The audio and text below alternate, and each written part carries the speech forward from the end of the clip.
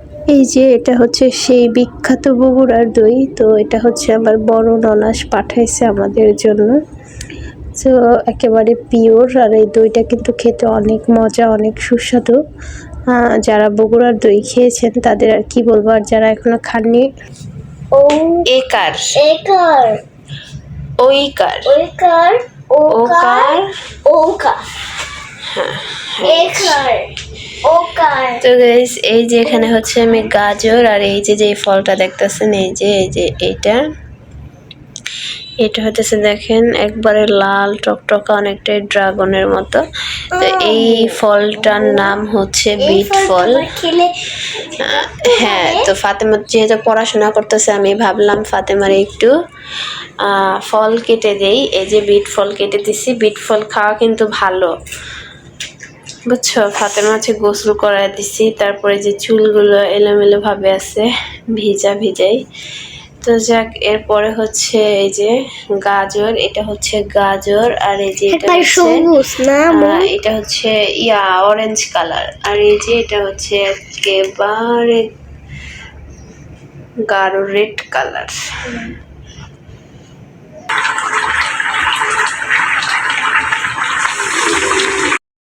Hello everyone, আসসালামু আলাইকুম। আপনারা সবাই কেমন আছেন? আশা করি যে যেখানে আছেন সুস্থ আছেন, ভালো আছেন। জি আলহামদুলিল্লাহ, আল্লাহর অশেষ রহমতে আপনাদের দোয়া ও ভালোবাসায় আমরাও অনেক ভালো আছি। তো গাইস, চলে আসলাম প্রতিদিনের মতো নতুন আরেকটি ব্লগ ভিডিও নিয়ে। আর আজকের এই ব্লগটি স্টার্ট করছি দুপুর থেকে। তো আজকে দুপুরে মা মেয়ে কী করব, কিভাবে আজকের দিনটা কাটাবো, তা অবশ্য আপনাদের সাথে আমি শেয়ার করার চেষ্টা করব। আশা করি আপনাদের ভালো লাগবে। তো গাইস, এই যে কথা বলতে বলতে কিন্তু আমার অনেকটা কাজই আগে গেছে। দেখেন, আমি কিন্তু রান্না বান্নার শুরু করে দিছি অলরেডি। তো এই যে এখানে হচ্ছে ফুলকপি, গাজর, তারপরে হচ্ছে বিট। তো বিট ফলটা হচ্ছে ফল হিসেবেও আমরা নিতে পারি, সবজি হিসেবেও নিতে পারি, কাঁচাও খাওয়া যায় দেখা যায়, আবার রান্না করেও খাওয়া যায়। তো আজকে হচ্ছে আমি এই যে ভাজি করতেছি।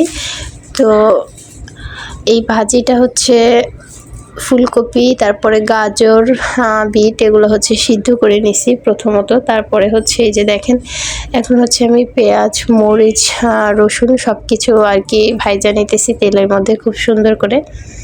তারপরে হচ্ছে আজকের এই ভাজিটা করব। তো ফুলকপিটা কিন্তু সাদা, তারপরে হচ্ছে বিট হচ্ছে লাল কালার, আর গাজরটা তো কমলা কালার। তো 3 কালার হয়ে গেছে আজকে আমার ভাজি। তো দেখতে কিন্তু অনেক সুন্দর লাগতেছে, জানি না খেতে কীরকম হবে। তো আপনারা সবাই আমাদের সাথে থাকুন, ভিডিওটি দেখতে থাকুন। আর সাথে দিয়ে দিতেছি হচ্ছে সিম, আর এই সিমগুলো হচ্ছে আমি হালকা করে একটু ভাপ দিয়ে নিয়েছিলাম, যেহেতু ভিতরে বিচি আছে, তো ভাবলাম যে একটু ভাপ দিয়ে নিই। এই যে সিমও কিন্তু দিয়ে দিলাম। তো হয়ে গেল 4 রকমের সবজি একসাথে ভাজি করব আজকে। আর হচ্ছে আরও কিছু রান্না করব, আর কিছু বলতে ভাজিটা হয়নি, দেখেন লাল লাল কিন্তু হয়ে যেতেছে আমার ভাজিটার রং। তো আমার কাছে ভালো লাগতেছে। তাছাড়া আমি কিন্তু সবজি কাটার সময় গাজর, বিট এমনিতেই খাইছি কাইটা। তো এরপরে হচ্ছে ভাজি করতে চলে আসলাম। তো এই যে সবজিগুলো কিন্তু দেখতে খুব সুন্দর লাগতেছে মাশাআল্লাহ। তো এই যে আমার সবজিগুলো কিন্তু হয়ে গেছে অলরেডি, তো ভাজিটা। আর আমি একটু খেয়ে টেস্ট করছি, তো অনেক ভালো লাগছে আমার কাছে, মানে অনেকই ভালো লাগছে। অবশ্য মনে হইতেছে ফাতেমা এই সবজিটা অনেক বেশি পছন্দ করবে, যেহেতু এরকম করে সবজি খেতে চায় না। তো ওর জন্যই ভাবলাম সব কিছু মিলিয়ে ভাজি করে ফেলি। এরপরে হচ্ছে এই যে দেখতেছেন এখানে পেঁয়াজ, এরপরে হচ্ছে বিভিন্ন মশলা আর কি কষায় নিতেছি আমি, আদা বাটা, রসুন বাটা, জিরা বাটা, তারপরে হচ্ছে হলুদ, মরিচ। তো সব কিছু আর কি সুন্দর করে কষায় নিতেছি। তো এগুলো কষায় নিয়ে আজকে হচ্ছে আমি রান্না করব তরকারি। তো এই যে দেখেন, আজকে হচ্ছে একটা মাছের তরকারি রান্না করব। তো সিম আর আলু দিয়ে দিছি, তো সুন্দর করে কষায় নিতেছি।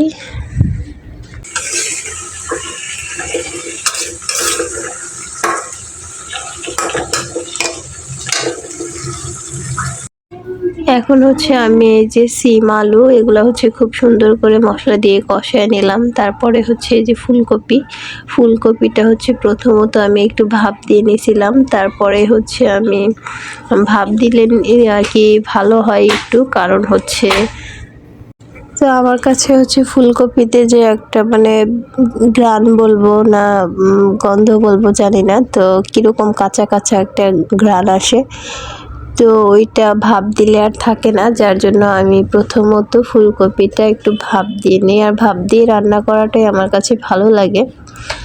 তো এরপরে হচ্ছে সবগুলো তরকারি আমি কিন্তু একসাথে কষায় নিতেছি, খুব সুন্দর করে কষাবো আজকের তরকারিটা। আর আজকের বলতে কি, যে কোনো তরকারি যে কোনো মাছ দিয়ে আপনি রান্না করেন না কেন, তরকারিটা যদি খুব সুন্দর করে কষানো হয় তাহলে কিন্তু সেই তরকারির স্বাদটা একেবারে অন্যরকম আসে। তো এখন হচ্ছে আমি ঢেকে দিলাম তরকারিটা সুন্দর করে আর কি সিদ্ধ হওয়ার জন্য। তো এই যে দেখেন তরকারিগুলো কিন্তু কষায় নিতেছি অনেক সুন্দর করে, একটু বেশি টাইম নিয়ে কষাবো। তো এরপরে হচ্ছে এই যে নাড়াচাড়া করে নিতেছি আমি। এরপরে হচ্ছে খুব সুন্দর করে কষানো হয়ে গেলে আমি হচ্ছে ঝোল দিয়ে দিব। তো এই যে দেখেন আমি কিন্তু ঝোল দিয়ে দিয়েছি অলরেডি। তো আজকের তরকারিটা কিন্তু একটু ঝোল রাখবো, যেহেতু সবজির তরকারি। তো আজকে কি মাছ রান্না করব তা কিন্তু আপনাদের সাথে এখনও শেয়ার করা হয় নাই। তো এই যে আমি হচ্ছে টমেটো কাইটা আর কি টমেটোর পিসগুলো দিয়ে দিলাম। তো এই যে দেখেন এটা হচ্ছে তেলাপিয়া মাছ। তো মাছগুলো হচ্ছে আমি অফ ক্যামেরায় ভাইজা নিয়েছিলাম। তো এখন হচ্ছে আমি মাছগুলো দিয়ে দিতেছি, এগুলো হচ্ছে তেলাপিয়া মাছ। আর তেলাপিয়া মাছটা কিন্তু আমার অনেক অনেক বেশি পছন্দ। তো দেখা যায় রান্না করতে চাইছিলাম একটু অন্যরকম করে, কিন্তু আমি যেভাবে খাবো সেটা আপনাদের ভাইয়া আর কি ওরকম করে পছন্দ করে না, তাই ভাবলাম যে সবজি দিয়ে রান্না করি।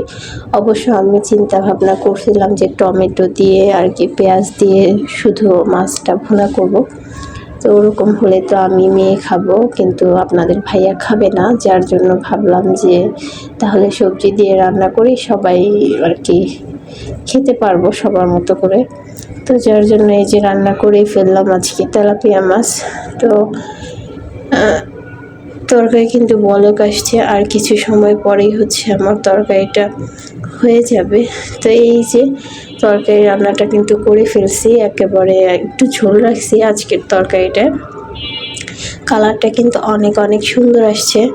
তো গাইস আজকের এই ভিডিওটি এই পর্যন্তই। আপনাদের সাথে দেখা হবে আগামী দিনে নতুন কোনো ভিডিও নিয়ে। আল্লাহ হাফেজ।